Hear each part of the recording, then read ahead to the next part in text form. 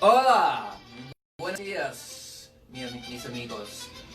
Welcome to Casa Cano, the House of Ill Dispute, Coffee and Pan Dulce, where we've got fabulous muffins today.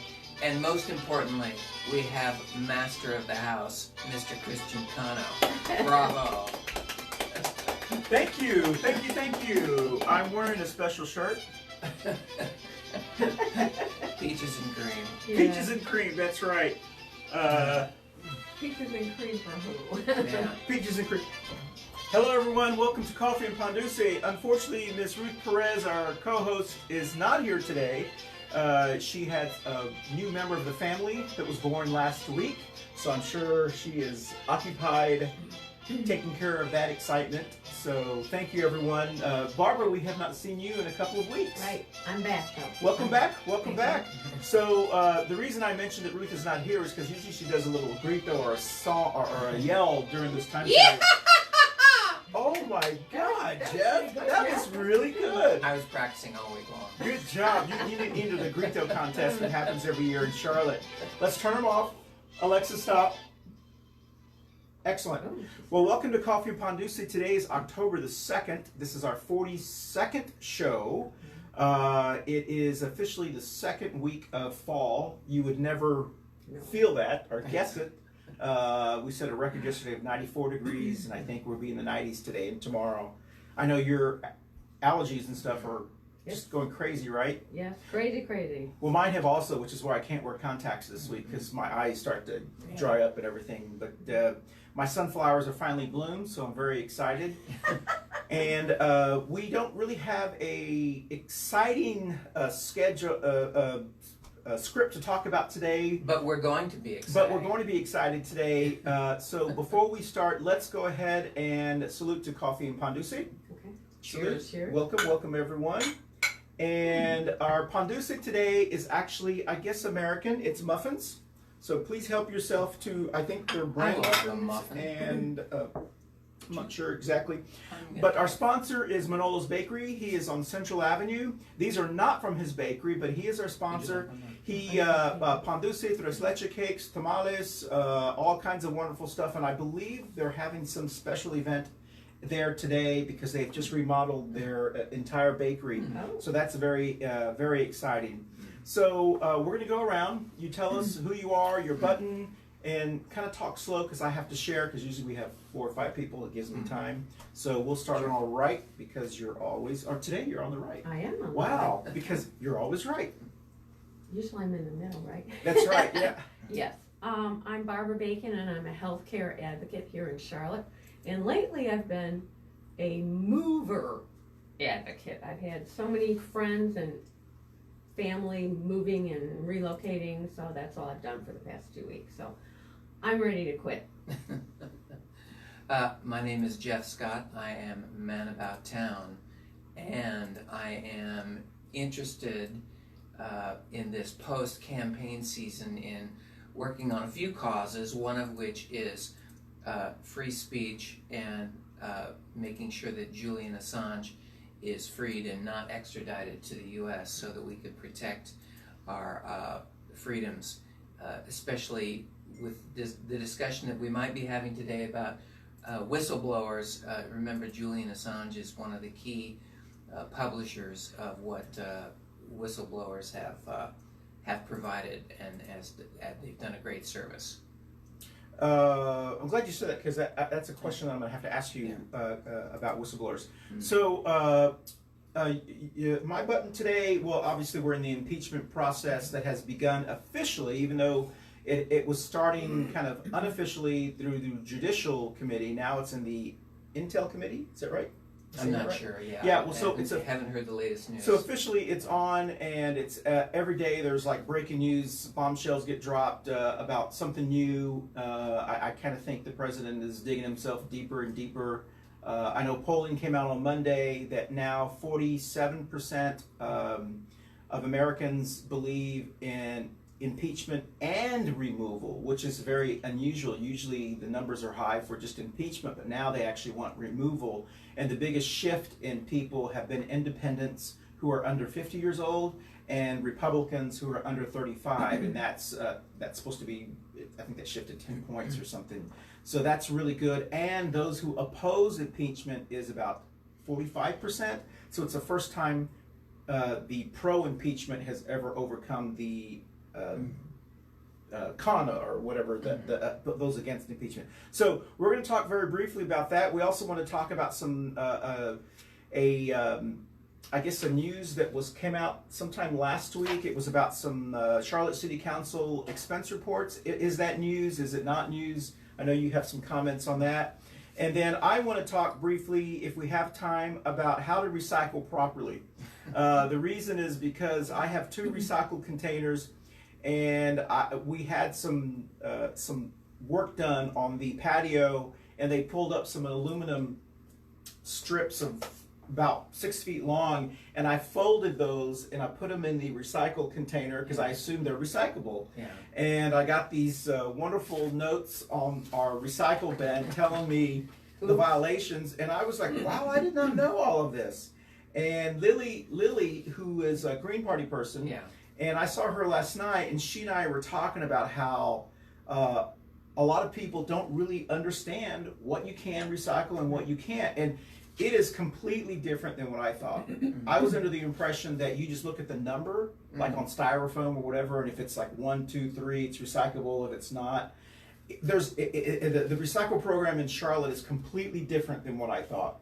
And so it's gotten a lot more specific. Yes. Because of contamination and people just doing it wrong.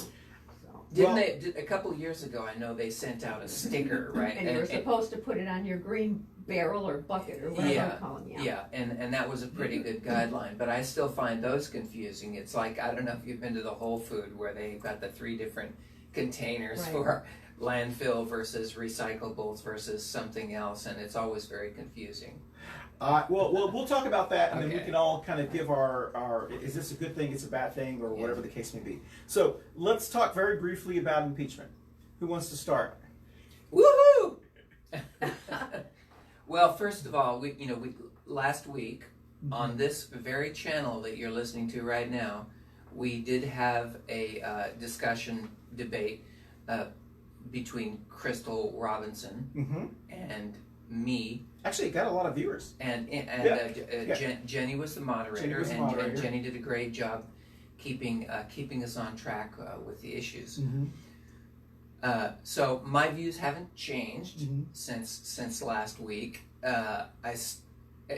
Let me stipulate that I really don't feel like I have a dog in the fight. Okay, so even though there are a lot of libertarians who are very anti presidential power, and I heard something, I don't know whether this is true or not, but I think that many of some of the libertarian conventions in the past I think voted on or made a resolution to impeach the current president, no matter who is in office, because of the growth in presidential power over the years. And I don't have a strong opinion about that, other than in this instance, between the Congress, the House of Representatives, and the president, I don't have a dog in the fight. So I thought that Nancy Pelosi was being somewhat sober-minded when she said, this is really only going to strengthen him. It's only going to strengthen his base. The deplorables are going to come out, and they're going to say that he's subject to a witch hunt, because he himself is very very well liked by his base, and very persuasive. I don't agree with that. People who have watched the show know that I don't even like to listen to him. I didn't really know that he was a big TV star. I knew he was a personality, and he was a business personality, but I don't like to listen to him. So I sort of try to pay attention. I try to work through the noise to figure out what's going on underneath, and to figure out whether I agree with the things that he's doing. So, having said that, I've come to the conclusion that I don't have a dog in the fight. That I do think that, and we can we can pursue this line of thought later, but the question is, who are the forces lined up against him? Well, I have a comment to make about Sure, what you just said. sure. But do you have any feelings about the impeachment or what's going on, or do you care? I do care. Okay. I'm a little alarmed at the growth of it so fast and the people that it's encompassing, and it's hard for me to discern whether or not it's media hype or whether it's fact. Now, I think the telephone call with the Ukraine, is he a minister? Yeah, the president. Right. Or is that right? Prime Minister, President? Yeah, Prime Minister? Zelensky. Yeah. I read it, I watched it, I think it's wrong. Well, that's that's the facts, and then the explosion of it. This is I think the difference is between this specific issue and all of the other issues, even though I think there are many issues he could be impeached on. From lying about paying Stormy Daniels, just as Bill Clinton lied about what his relationship with Monica Lewinsky, that is impeachable because you lied. Okay, the Russian collusion, whatever, probably not impeachable, but the lie about it is impeachable. How his family is making money with the office of presidency, I think because it's so blatant, that could possibly be impeachable. It's not against the law, more than likely. It's just not impeachable. I've learned a lot about just impeachment in general, just watching it from talking to people, but I've learned so much more from Republicans because I've learned how hypocritical the Republicans have been, who said one thing when Bill Clinton was being impeached, but now have flipped and said, during Bill Clinton, they were saying he doesn't have to violate the law. The purpose of impeachment is to cleanse the office. So you don't have to violate the law. We just have to feel like you've done something wrong. And the Constitution gives them full high crimes and misdemeanors, and it's so vague. And it was made so that way they can control someone like a king, or whatever. So that because the technicalities may not be there. It's like the difference between a criminal offense and a civil offense. A criminal offense is harder to prove. A civil offense, you just have to kind of and that's quite frankly that's why a lot of libertarians, including the chair of the party and some other top people in North Carolina, agree with this. Agree that they should go after this guy, and they should, in order to, what's the word? Cleanse. Yes. Yeah. Cleanse what's going on. But see now, but I made the comparison last week. I said, when we talk about this being a political process, to me, I'm trying to think of something to help me understand really what's going on. A political process is something like a community homeowner association, or it's like a zoning meeting. It's people are just getting in there and they're expressing their preferences about what it is that they like. There's no real controlling law. There's just sort of a group feeling about what it is that they should do. Should they allow a school to be built, or a police department, or a new strip mall, or whatever, and it's all about not in my backyard or yes in my backyard, and it just comes down to a majority of the way people feel. So, having said that, if to me on a larger scale, that just means the Democrats are trying to convince everybody, as they've been doing from the beginning, that there's something illegitimate about him, even though he won the election fair and square. I mean, for over 2.5 years, we had this massive Russian collusion campaign, which is totally ridiculous. I think it was too complicated, and I think this was what I don't think it was too complicated. I think it was absolutely wrong. So I think that it's appropriate for the president to dig in to the origins of the Russiagate collusion. But he doesn't want to do that. He does want to do that. That's why he was on the phone with Zelensky saying, "Could you think we could get access to the server in the Ukraine that was possibly hacking?" So let me understand this, because maybe we be talking about something completely different. You're saying that Ukraine call was a good call.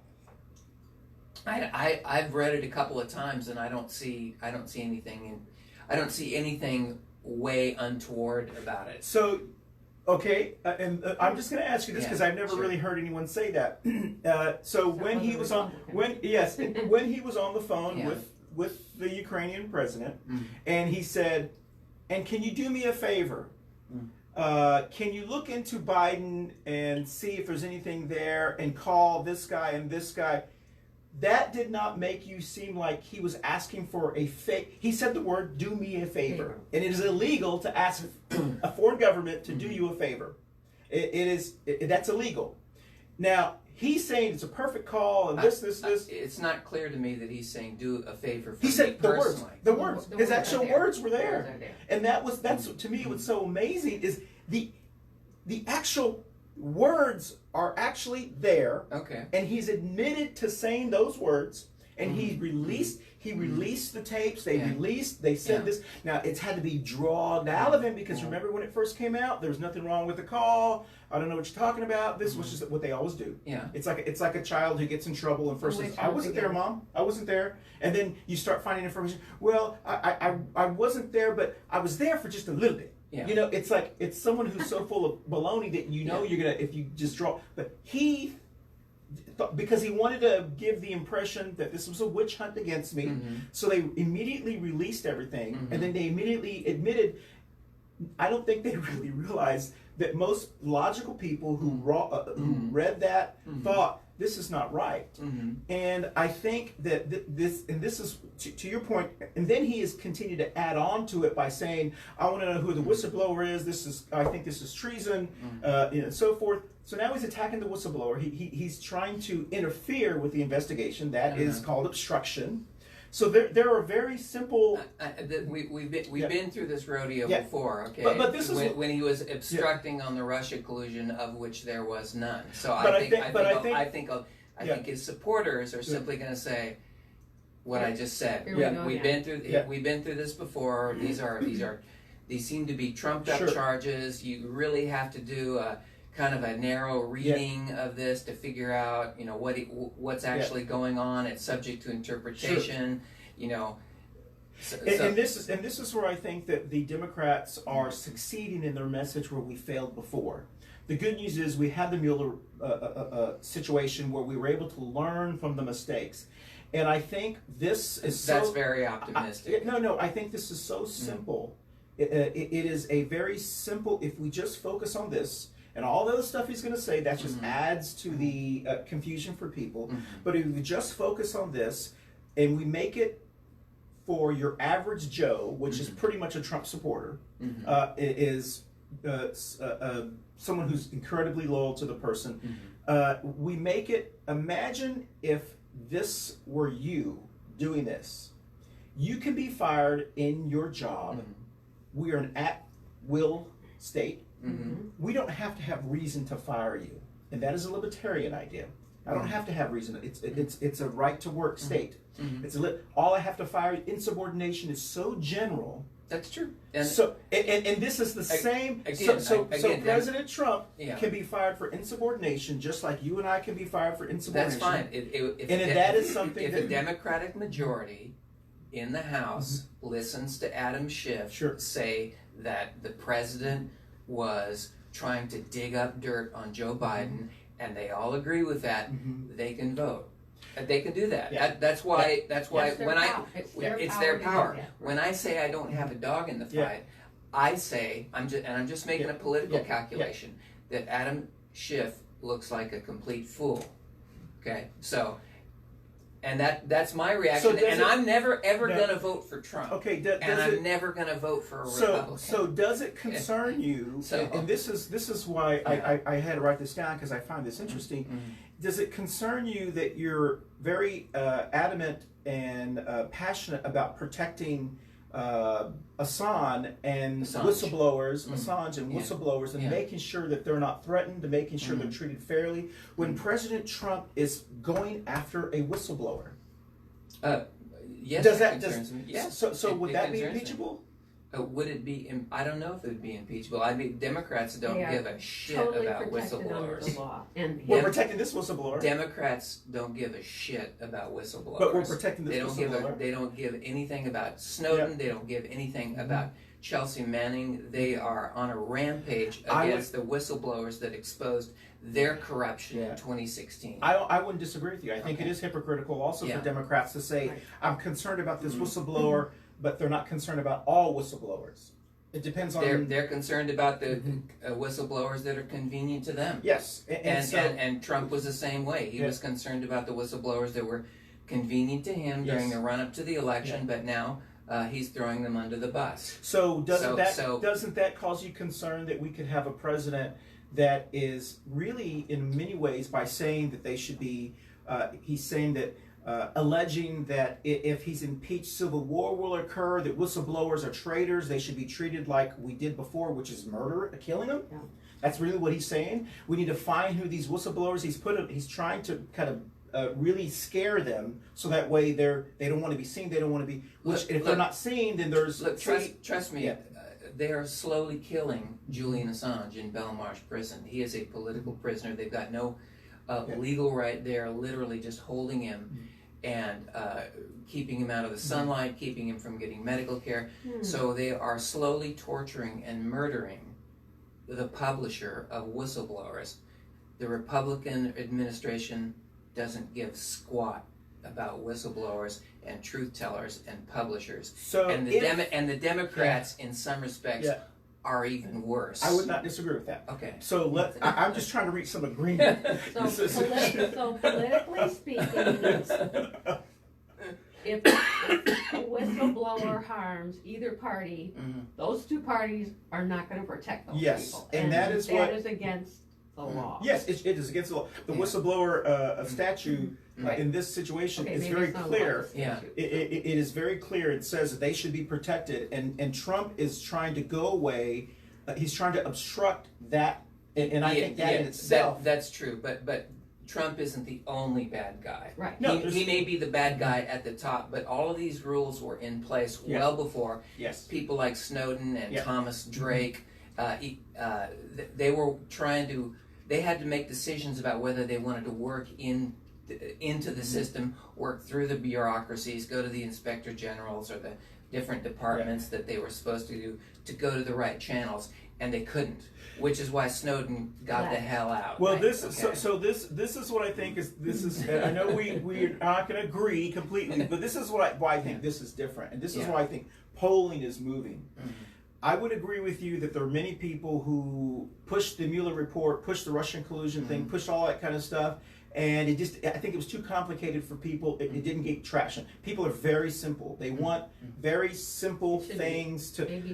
Watergate was a tape. That's all. They only remember the very simple things. Right. And I think because the transcript for this call is so clear, the president has said, "I did it." But it was a perfect call. He didn't say, I didn't say this, I didn't say. He said, I said it, and it was a perfect call. I think because your hands were caught in the cookie basket, and you admit it, you're just trying to say, that's not a bad thing. So that's his strategy, okay? And I think politics avoid, if you're around people who aren't involved in politics or who've heard about this a little bit but don't understand, and you put in front of them, this is what happened. He made a call. The calls are recorded. He said something that was perceived to be, if you do this, we're going to give you the $400 million or whatever the case, and he admits to saying it. Immediately after the call, his staff said, "We can't let this put out." So they secured it in a secure thing, so no one else. It was leaked. His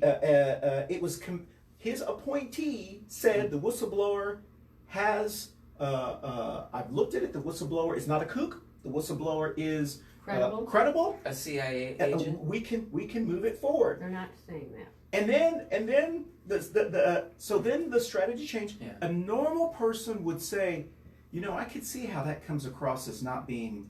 And why is our president asking someone else for a favor? This is nothing. It wasn't a call about America. It wasn't saying, can you can you do me a favor and find out who bombed a ship or something? It was, can you do a favor for me personally, not for America? And I think your average individual will say, something's fishy. It doesn't seem right. And that's all you need. If America believes that something is fishy, that is impeachable. Well, and that's why I think polling will continue. I can't wait till they look into the fishiness of Hunter Biden's contract with Burisma Oil. Oh, I was going to say, I am probably one of the few people, Democrats, that would say, I believe they need to look into him too. I agree. I think that's fair game, and I think that is the argument that is being kind of thrown out there. It's a distractive strategy, and I think they've waited too late to do it because the first 3 or 4 days was the most important as far as messaging. Yeah, and I think that if they just said, hey, let's look into Hutton, let's all fair, and I think Biden is hurting himself by not saying, you know what? Let's look at this. I'm not against it. Look into it. You know, because if you have nothing to hide, let them look into it. And that's where I think it's going to hurt Biden. It's not going to hurt Democrats. It's going to hurt Biden. And so we promised we wouldn't talk about impeachment very long. Yeah. Maybe that was the intent to start out. Well, all I can say is out of the 20-something presidential candidates, Biden is being hurt the most by this, and I think it's because people, whether you're a Trump supporter or whether you're a Bernie or a progressive supporter, we all hate establishment politics. We all think Hillary is crooked. Even though we wouldn't say this Democrats, when he said Hillary's crooked, we went, yep, she is, because look what he did to Bernie. You know, and we also think that Biden is got the fix in as well. And so as progressive Democrats, you know, Biden's got to offend, you know, that's why I don't think he's a good, anyway, so. Let's talk about So we're going to table this for today. We're going to table this for today. Keep watching the news. That's right. We'll keep watching the news. Notes. But I do think it's very exciting. To me, it's very interesting because I'm curious to see which Republicans, especially in Congress and our elections coming up in 2020, Bishop is staying kind of quiet. He's at first he was talking about, let's look at Biden, because he was doing those talking points. Now he has not posted anything or said anything, whatever, and that's really smart of him because you don't want to defend someone who something could come out and you're going to have to explain it. Right. The strategy, I think, that people who, if anyone decides to run against in this district, you need to run against Trump, say you supported impeachment when no one else did, you supported Medicare for all. There's certain things that I think are going to come back, and because the whole thing is going to be, you have to convince the rural voters, and you also have to convince the people of faith, and we've been planting these kind of messaging as well, is that in the evangelical church, their big saying is Matthew 6:2-4, you can't serve two masters. And Bishop can't serve two masters. He can't serve Trump and us at the same time. So if you message that from a religious standpoint, an evangelical person who believes you can't serve two masters understands that message. And the rural voter, I think, will understand the message that we're the ones that elect you. Robeson County elected you. The rural voters really put them over the top. How can you defend Trump so much and we're not even talking about the issues? We've been down this road before. The evangelicals said they're going to go for him. No one is going to be turned off by payments to Stormy Daniels, and you can talk till you're blue in the face about the hypocrisy of religious voters. I think all you want, but they're going to support him in the end. No, I think Jeff. I think Jeff. What we do not understand is their want for President Pence. Oh, okay. And I believe if they believe there is an opportunity to push and have Pence in there, they will do it. Yeah.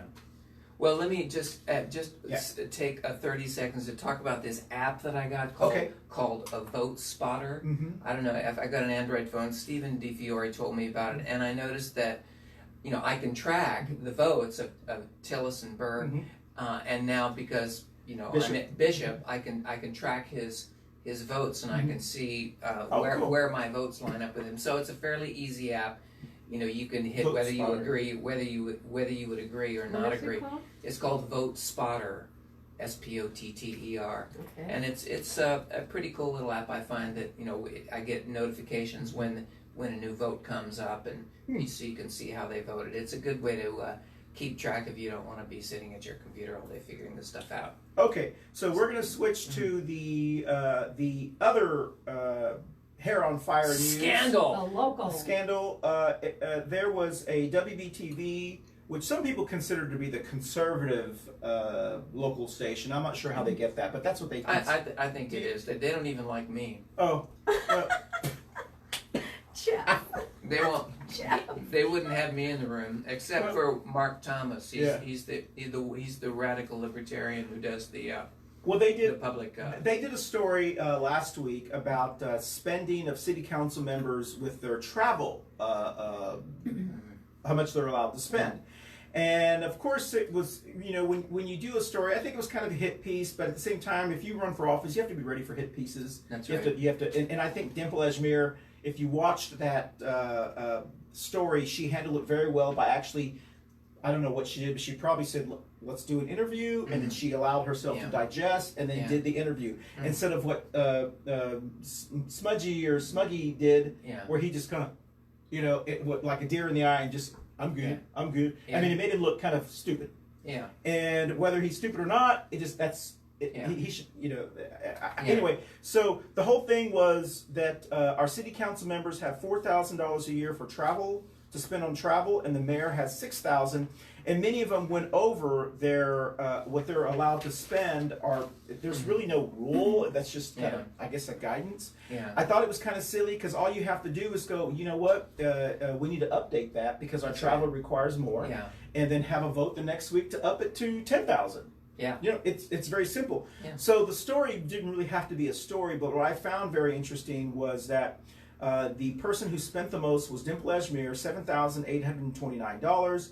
Tariq, who is a Republican, a conservative Republican, spent $4,138. No, he's a New Age Well, Republican. That's what okay, well, that's what he that's said. what, that's so what he that Driggs spent calls him. $138 Yes, more. but I but get it. I but get it. compared to Driggs, who only spent $517. Right, exactly. Larkin spent $4,900. So apparently he travels coach class, sitting right next to Tariq all the time.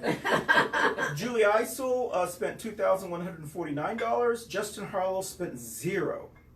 Val spent $14,000. She's the mayor. Lawana $6,000. Matt Newton only $315, and Greg Phipps $963, and Braxton $1,082. So is anyone concerned about that, or? I just think it's slow news season. Yeah. They're looking for something. You know, there could be other things in the budget that they could look at that are a lot more interesting than the personal expenditures. Some people are not very conscientious about their budgets when they're in the corporate world, and some people like to exploit those quite a bit. But I would agree with you. We had talked about this before the show, that you can tell that they may not have a lot of experience with travel budgets, period, in the real world. That's true. Because you do want to watch your travel budget so you're not on the radar. That's right. And the fact that they're elected public servants means that they don't really understand the perception of that. And that was what the story was talking about, because in the corporate world, you are allowed, and sometimes we do that. We will say, okay, I've got to go to Los Angeles, but I'm going to take 2 extra days so I can stop in Vegas. It's not going to cost the company any more money. That's right. Because I want, or I'm going to visit I'm going to stay an extra weekend to visit family members, and it doesn't cost and I'm not staying in the hotel. I'm staying with friends. That's right. You do those things, but you get it approved, it's signed off, and the person goes, yeah, do that. You know, I've got to go there anyway. Right. I might as well make it exciting. Well, apparently, a couple of these people did that. Yeah.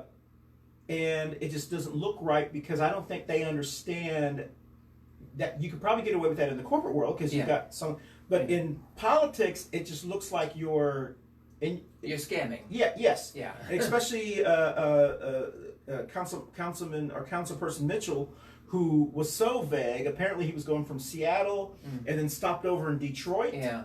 And said he went to some sports facility, and the Panthers were playing that weekend. Yeah. Is refusing to say whether he went to a Panthers game. So it's just. Is there anything wrong with that? No. And he probably should have said, no, I wanted to support the Panthers team, and I knew that we're ambassadors for the city. Yeah. And, I don't know why I think he makes himself look worse by not admitting to it. Yeah, I think it's... Is it important? I think should it be impeached? I think it's small potatoes. They've got bigger fish to fry in WBT. Yeah. They don't got... There aren't a lot of... this is not a very exciting election. I mean, I don't even think I'm going to vote, Oh, don't say that. Yeah. We're all supposed to vote. Stay home. Well, I can tell you that I think it's no news, but I do think that it shows the kind of, I don't want to say I want to use the word unprofessional. But the inexperience, but many of these people that are in city council would be very hard pressed to hold real jobs in the corporate world. Let's say that I would agree 100%. And that's why they probably run for office. That's probably so why. They don't have to have real jobs. Yeah. Because I do think that all you have to do. Well, Driggs is obviously a big exception, yeah. And I also think Julie would be a big exception. Then, yeah. Well, but I she think was pro tem, right? Yes, she's pro tem. She was. But I think that all they would have to do is say, well, obviously the 4,000. Those are goals. They're not set in stone. We've got to do whatever the city business has to be done. Did they talk to the city manager about it? The city manager just sent like the travel policy, okay. And it says that the city travel policy does not apply to city council. They're exempt from the travel policy, which means certain approvals and whatever. They just get reimbursed. Okay. Because they really police themselves, and all they would have to do is pass something upping it to 10,000. I mean, that's actually really a low travel budget. I know, to do a city of over a million. People, and I'm shocked at how low these numbers are, especially the mayor. Yeah. I mean, she needs to travel. I mean, I really believe the mayor needs a bodyguard at all time. I mean, I think your top 20 cities need bodyguards. Yeah. Most of your top cities have 2 bodyguards or 2 police officers to travel with them for security. Yeah. And I believe our mayor needs one as well. So anyway, so that's not a story. So we get to move on to the next one. Thank you, WBTV, thank you, for WBTV. Talking about all the things that we really don't care about. Like a little piece after an election with new people coming in. So maybe was this like a little warning or something? No, but I do think that you got a nice little travel budget there. Wouldn't want anything to happen to it now, would we? I do think that it was very interesting that they did this story after the primaries instead of before the primaries. There is talks within the Democratic community that Julie Iso leaked this story for them to do it because she was trying to shame Dimple Ajmer because Dimple Ajmer is one of the top 4 vote getters, and she's trying to shame Councilman Mitchell so that way she can get the most votes, so she could because she's if it looked like this, she wouldn't be mayor pro tem again. Right. Braxton would be mayor pro tem, and then what she's trying to do is to kind of damage them so people will vote for her to be mayor pro tem again. She's trying to run from the right. Yes. To get. And exactly. That's a reasonably good strategy. So the rumor is that her and her followers, which many of them are Republicans, leak this to kind of hurt them in a way because they would have done this before the primary. Right. Yeah. But I guess that's a rumor. Yeah. I wouldn't pass Julie Iso for doing something like that. Well, I'm not. I can't call myself a supporter, but I do like her, and I do think she's one of the grown-ups in the room. Well, okay. And having a grown-up in the room that's gone through real life is important to this job. Especially if we have as inexperienced counsel as I'm hearing we do. I don't know that for a fact because I haven't done a bio on each one of them. Exactly. We don't want 11 Greta Thunbergs on city council. Yeah. Right. Well, so let's talk about, if we can, recycling. Which would be interesting because I just updated mine because I got a little ticket in my bucket too. Did you? So I'm like, you got a ticket in your bucket. So as I mentioned, I was trying to recycle some aluminum that was left over from having our concrete, our patio and stuff, driveway and everything repoured, and some of it was sticking out. and I could have just simply bent it and put it all in, but it was sticking out, so they noticed it because it's an automatic arm. Right. And I was in the back, and I heard the first one, and then the second one, and I heard the truck just sitting there. I said, I wonder what's going on. And I didn't want to come out and then, and Get yelled at? yeah, or me look like I was being, confrontational. So I waited for them to take off, and then I waited, and when they came back, and I went out there, and these two were sitting on there. And it says, we came by today after 6 a.m. to collect your recycling, and it says, we are not able to collect. Look down here. Items placed in cart are not acceptable in recycling. Go to and then learn what acceptable. And then this one is in there, and it says, don't just recycle, recycle right. The only thing that you can recycle, I didn't know this, I recycle everything. Yeah. Because I err on the side of possibly. Oh. Everything that I think is recyclable, paper, plastic, cardboard. Somebody can use this. I'm sure somebody can use this. I should put it in the recycle because I know somebody can use this. And I've talked with Green Party people. Like that, yeah. So, plastic bottles are recyclable. Cardboard, flattened cardboard. Cans. Aluminum cans. Yeah. Cartons, milk cartons. Milk cartons? Yes. Paper. Unsoiled. Paper. Like, you can't take the paper out of your pizza box and put it in there because it's got cheese and tomato sauce on it. Yeah. That goes in the garbage. Glass. Yes, Union County can no longer. The high Len's talking about as well. Glass bottles, Len. Glass bottles are recyclable. Okay. So, those are the 6 items that are recyclable, which means there's a lot that I have been recycling that I guess apparently I'm not supposed to be recycling. So, for an example, I didn't know the cartons could go in there. Actually. Okay, so for an example, the muffins came in this plastic kind of to-go container. Not recyclable. That's garbage. That's garbage. Is that crazy? You would think that plastic would be recyclable, but apparently it's only plastic bottles. See, that's just, yeah. okay. So it says no plastic bags. Place lids and caps back on your empty containers. Rinse bottles. Keep all items loose and dry. No tissue, paper towels, napkins, plastic utensils. No shredded paper. And I have been putting our shredder paper in there. And these are all the don'ts. Food, plastic trash bags, shredded paper, cords, hoses, scrap metal, which I guess mine's considered scrap metal, bubble wrap, syringes, wire hangers.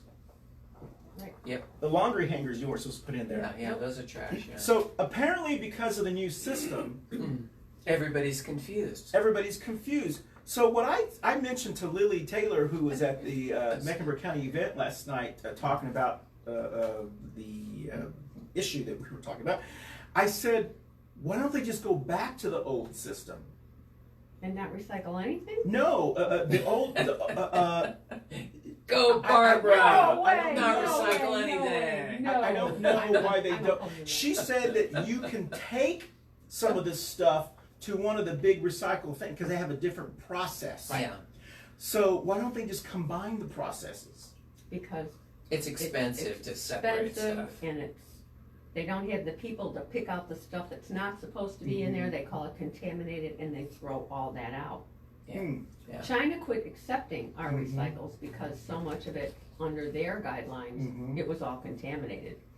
And the recycling places do not have the personnel to do that. We're supposed to do that. So it is labor intensive to recycle. Labor, yeah. Okay. Because you got, let's say you had a carload or a truckload of recyclable stuff, including electronics, and kitchen stuff, whatever, construction materials. You could go out to the dump, and it's just like shopping in a department store. It's the opposite. You're just dropping stuff off in the different departments. You bring your old flat screen TV, you bring your own kitchen sink, construction materials. Yeah, they have nice little signs. They Yeah, tell you, and if there's people around, does this go here? No, it goes over there. Yeah, Okay, that's right, so this is really complicated. It is complicated. And it takes the fun out of recycling. Oh. No, I think it Oh, doesn't. we're gonna do a GoFundMe for Christian and his recycling. No, I think You're it makes it real simple, Mhm. because we don't wanna go back to not recycling. If we Okay. don't follow this, Yes. something bad's gonna happen. Well, this is I guess what I am suggesting. What I'm suggesting is the onus, is that a word? Yes. Onus. Onus. On recycling is on the person paying for the recycling, which is us. Yes. Our taxes are supposed to be paying for this service, Correct. right? Mhm. The onus should be on the people that we pay the taxes. That's why we pay those taxes. Right. So we don't have to do things like this. So what I'm saying is that model is going to break, because when someone is paying for a service and you give them more things to do, they say, "Why do the service? I'm doing all your work." That it's true, it's going to break it, but the whole, look, the So whole yeah. point of this was originally was to cycle the materials Yes. back into some Mhm. future production Right. process, Sure. right? Right. And if those materials don't command Mhm. sort of a market rate as an input to some future Mhm. productive process, then it doesn't make any sense, right? Mhm. So if the labor expended to do all this separation that you're paying for, Mhm. if they can't do it in a financially viable way, they're going to continue to impose the burden on you. So Yes. even though you're paying for it, you're putting it in separate containers, right? I mean, back in California and Yeah. Oakland, we had like 3 different containers. Well, Right? that's So what you do. we had the paper and the bottles.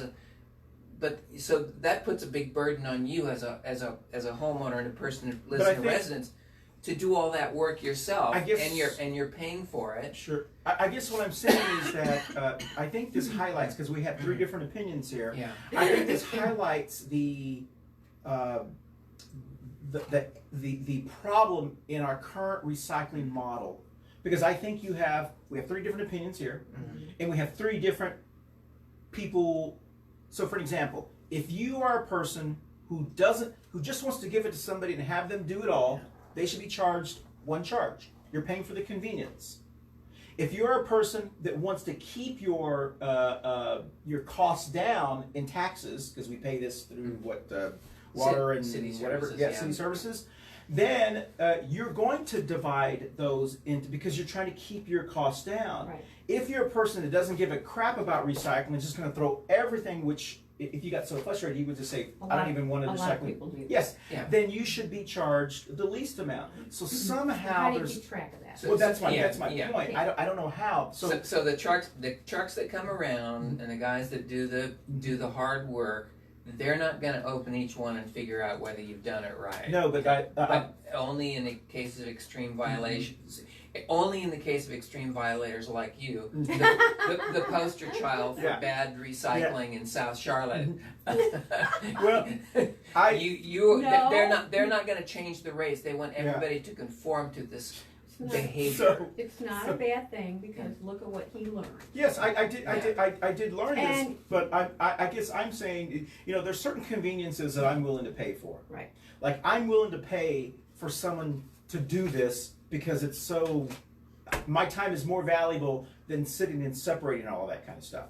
Now, I'm not willing to pay for someone to cut my grass because I will do that myself. Right. So everyone has Me what too. they're willing to do, what they're not That's willing right. to do. But think about what happens if we, God forbid, go back to not recycling. But I think it's what's going to happen. What's going to happen is they're And all that stuff is under dirt and whatever, Mm-hmm. and it's washing back out into the ocean, it's coming back out on land, Yeah. and we need to recycle. Well, I'm a but firm- there's still that problem with trash and landfills now. Correct. I mean, you still have to be careful about it, and you still have to be cautious about the way you I destroy mean, I'm a waste. recycler that when I buy seltzer water in Yeah. cans, I cut up the little thing because I don't want to think about something getting strangled by the plastic. Yeah, okay. holders So that so hold the you cans. see Oh, you okay. see Oh, yeah, pictures. yeah, yeah. I cut those up. Yeah. Because Because- pictures of seagulls Yeah, with yeah. little products Around their stuck neck. around their Right. neck Or is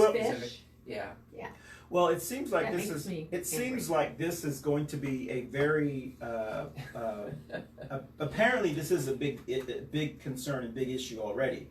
So those who are into the green recycle movement. Like I consider myself to be environmentally responsible. Yeah. But this just seems so complicated. Yeah, so well, how do we? It is complicated and It'll it is become- costly. Yeah, It'll become rote after a while. I know when I moved to Texas and they don't recycle at all in the unincorporated area that I lived in, and I called them to find out what I was going to pay if I recycled, I took it myself. But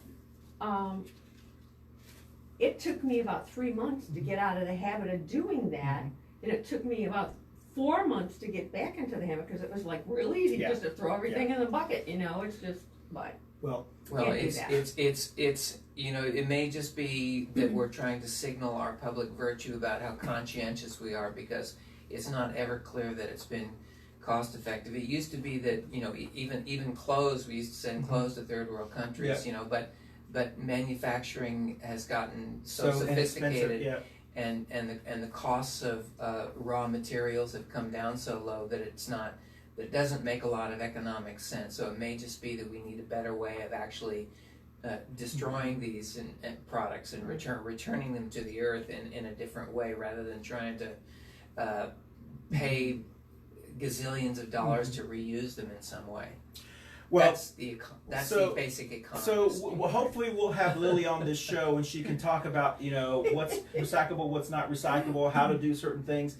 It's you know, there are certain things that I'm very I try to be patient about and whatever.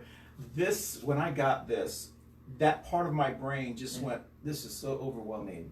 I'm never going to recycle again. Yeah. Because it is so. Of course, I'm not going to do that. But I can see, and I thought to myself, so let's say, Christian, he's not going to recycle again, and he's going to buy a gun. Okay, I'm morphing into a libertarian. Get off my yard! Get off my yard! I don't need to recycle this crap. This is trash. Well, where's my gun? And this may as well be. Thank goodness millennials are all into this. Yeah. Yes. Because they will have to save someone like me. I'm trying really hard. That's because they don't understand economics and they went to a bad college. Oh, what? All right, so we're going to read our constitutional quote of the week, because we got about 6 minutes here, and we have been talking which one we're going to read. We were trying to read the impeachment constitution, but it's actually parts of certain articles. Sections. Yeah. So it's too hard to organize for our feeble, productive minds. So what do you want to read? We did talk a little bit about whistleblowers and WikiLeaks. We could sort of wrap it up with Amendment 1, which is Congress shall make no law respecting an establishment of religion, or prohibiting the free exercise thereof, or abridging the freedom of speech or of the press, or the right of the people peaceably to assemble and to petition government for a redress of grievances. So there's really a lot in here, and it's not just about freedom of speech. Yes. So it's petition and assembly, but the one of the things about the press, and let's just talk a little. Let's just get in the Wayback Machine and go back to 2016 and the election. And one of the things that I thought was curious about people bashing Trump for his antagonism toward the press and his critique of fake news and the major news networks. Most of the time I'm in agreement with him on that. But one of the things that people were not looking at the time was the fact that, and you could go to the Wikipedia and look this up, how many newspapers in the country endorsed Hillary. You know, and it was pretty much 80-90% of the press in the country, in the editorials, through the flyover, through the coastal areas, everywhere. Because they felt like Trump was not suitable. They felt it in their vision for whatever reason. Yeah.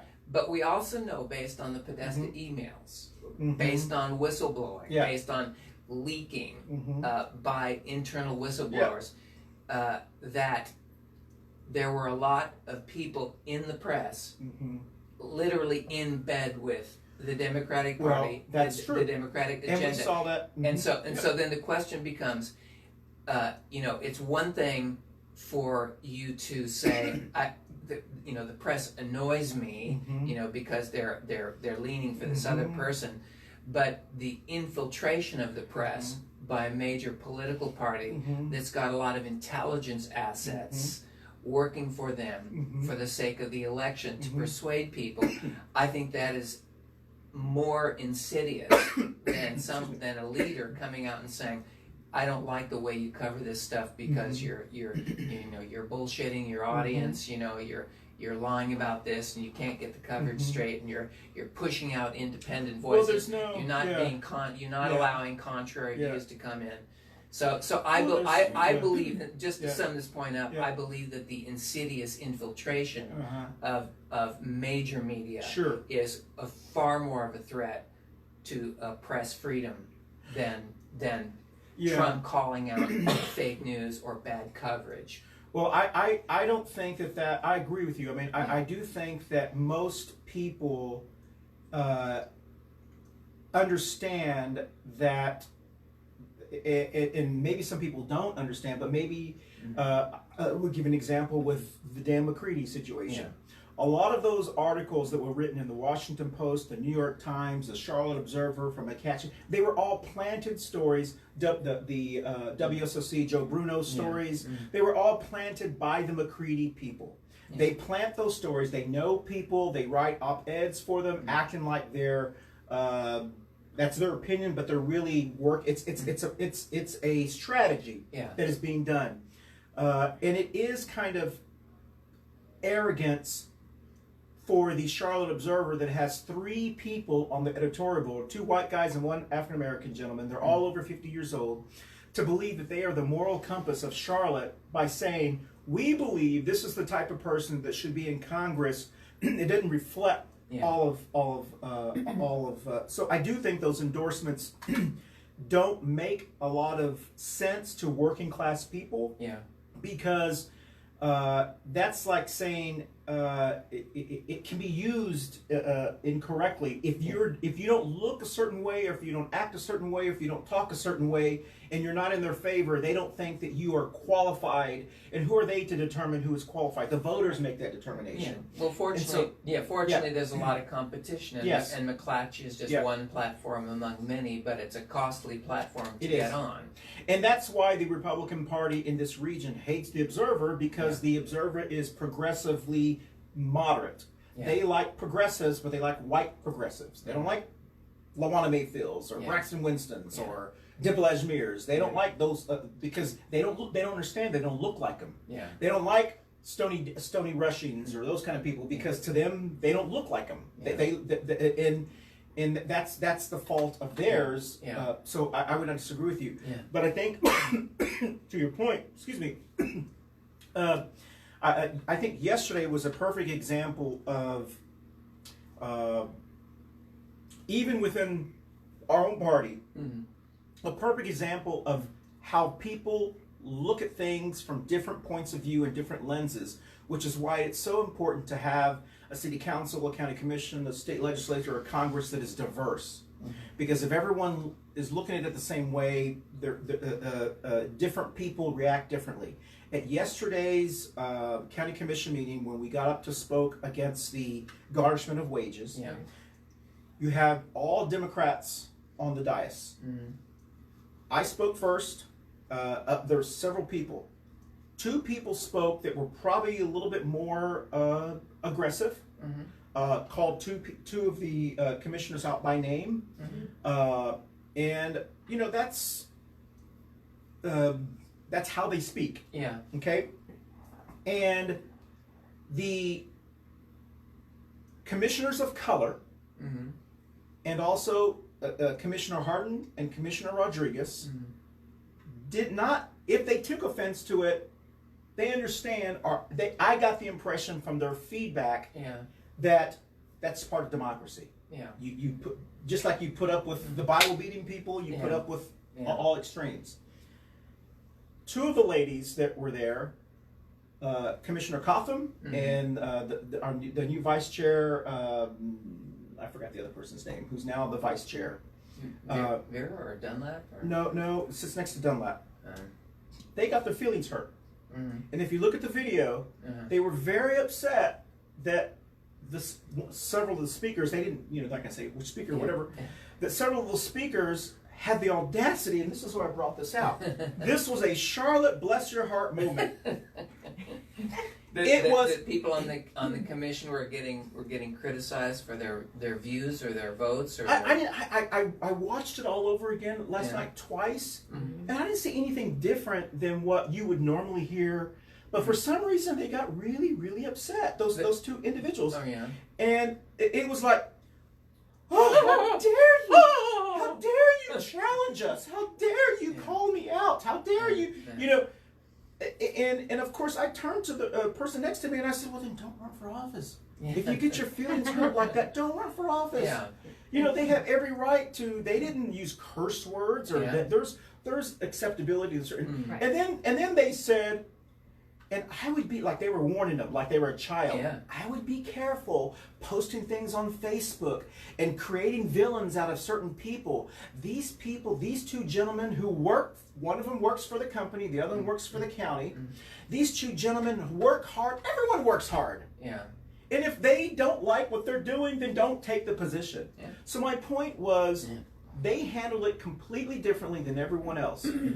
Commissioner Jarrell, who was named, was called out, handled it very diplomatically from his view, and said, and now I would agree that I would also be very careful with who you make an enemy, or I didn't say enemy, but who you try to make a villain, and this. And I think what he was trying to say was, be careful who you make villains, because these are the people who you need to help you. Right. And that, but it wasn't a really good but point. But he said it in not a lecturing, I'm an old mother kind of way, which the other two came across as being disconnected.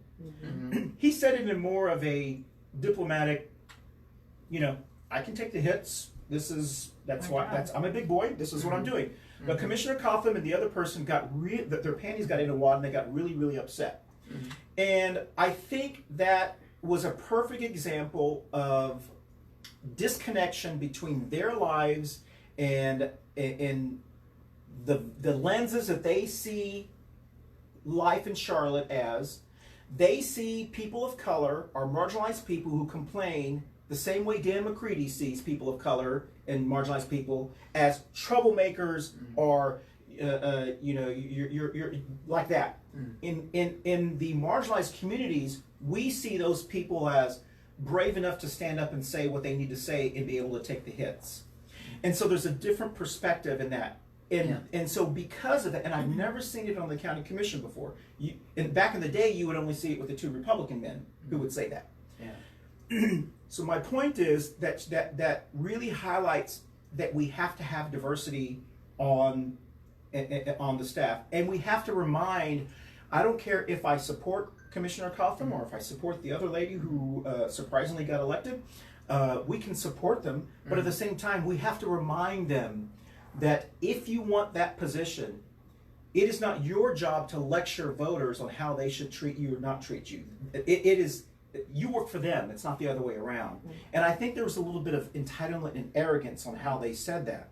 And unfortunately, I think that's going to come back and bite them in the next election.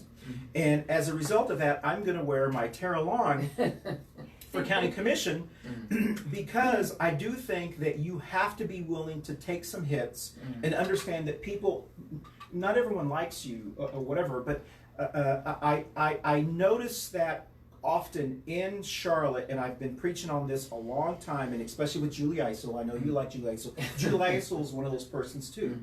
Julie Eisel seems to, and that's her life experiences, seems to think that people of color who raise concerns are attacking her and attacking this, which is why she doesn't go to any events that are people of color at, because she knows they're going to boo her.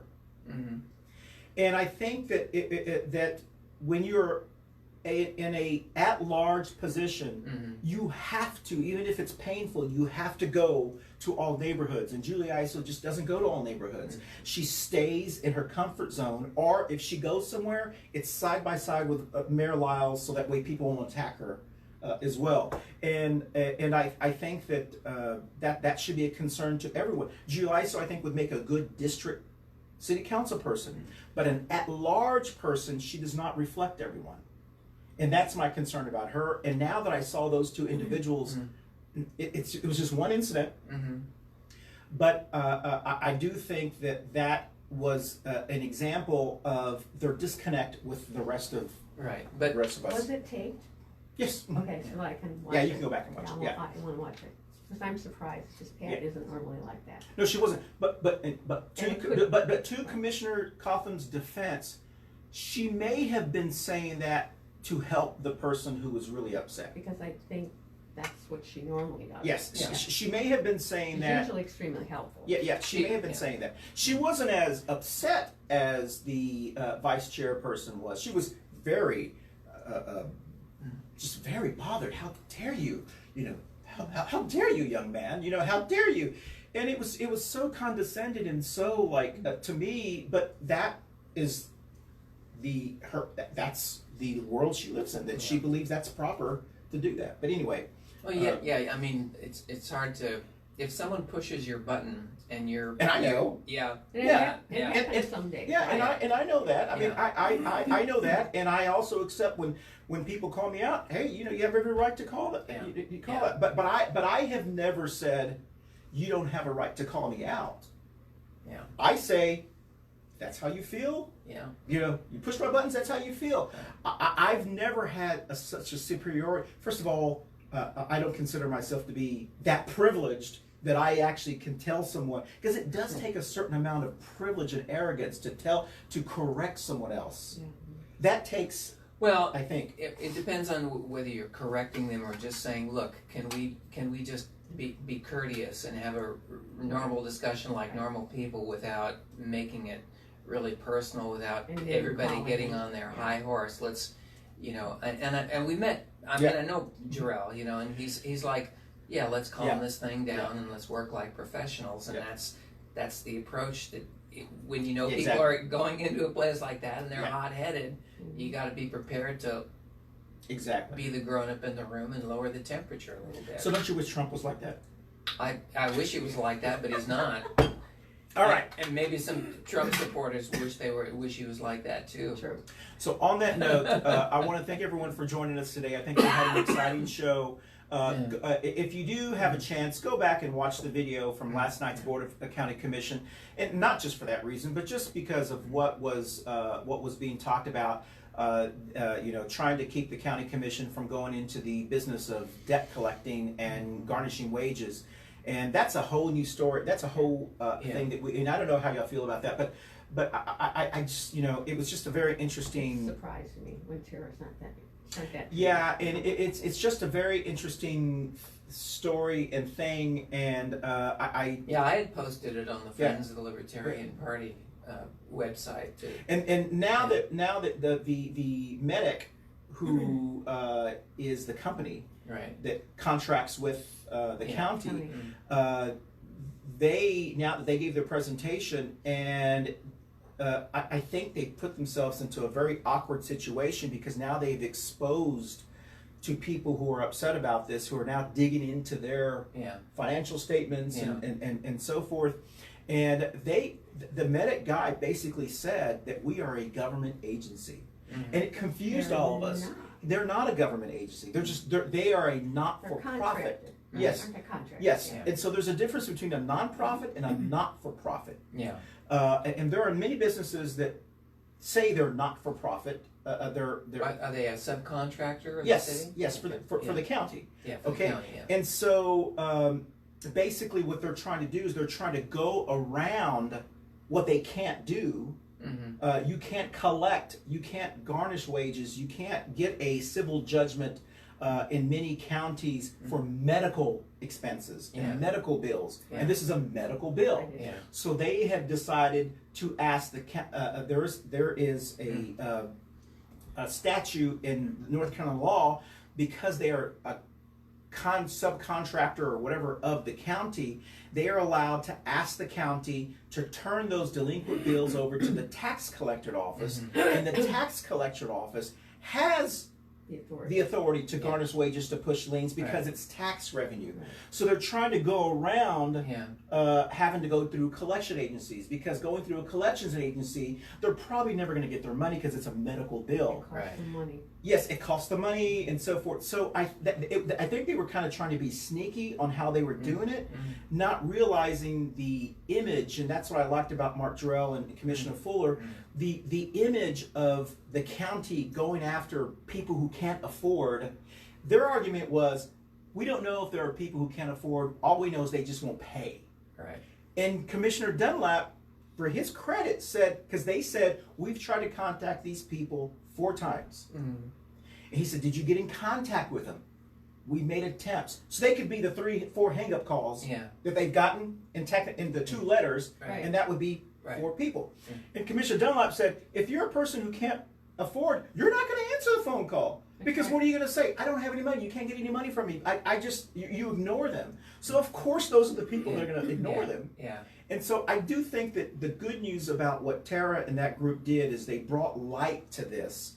And what they decided to do was to table it, see if they can come across. Mark Jarrell was the person who said, I will at no circumstance support any wage garnishment. And so that, I think, is going to have to be taken off the table to get everyone's support. Commissioner Cotham and the person who was upset were on the side of Medic, which I think was a terrible, terrible, if you're going to pick sides. You think they misunderstood? No, I think they knew. I think they knew. I don't think they thought that, I don't think they thought that the outrage would be so diverse. Right. It wasn't just poor people that were outraged. It was people with means like myself. It was other people who just don't want people to be treated that way. Right. And the message doesn't come across well when Commissioner Cotham's entire platform is she's out feeding the poor, she's taking, and she does an incredible job. Yeah. So for her to suddenly try to become like, these are bills that we got to pay. These are bills that we've got to collect, because when we collect those bills, we can spend that money on every. Okay, or what we could do is the company can write those off, or charge them at the rate that you charge Medicare patients. Right. Medicare patients get charged $350 something a ride. Medicaid patients $125 a ride. These people are being charged $1,200 a ride because they get charged. Yes. The maximum they can charge, which is wrong. Yes, it's just, so I think that brought light to it. This reminds so me of my old job. No, yes. Thank you. So anyway, that's very interesting. Yeah, we're going to wrap up because we went over. Thank you everyone for joining us. Please watch this show later on YouTube if you don't want a show that you've been. Well, I guess you won't know because you'll be watching us. Tell us where you are, and I'm going to Nashville, but we'll start. Well, play Pandora. I'm going to have Alexa play Pandora. Mariachi Radio from Pandora. Yeehaw! We should have got caught on rock. I'm going to have Bruce the dog this weekend, so I'll be I'll be a man about town with a dog. McAlpine, the Greenways. We're going to have a good old time. Be careful on the Greenways. Oh yeah, be careful on the Greenways. I'm going to be once again doing my work with 2 families, one in Winston-Salem and one here in Charlotte, and hopefully I can get them organized by the end of the year. Excellent. Thank you. All right, we'll see you next week. Thank you.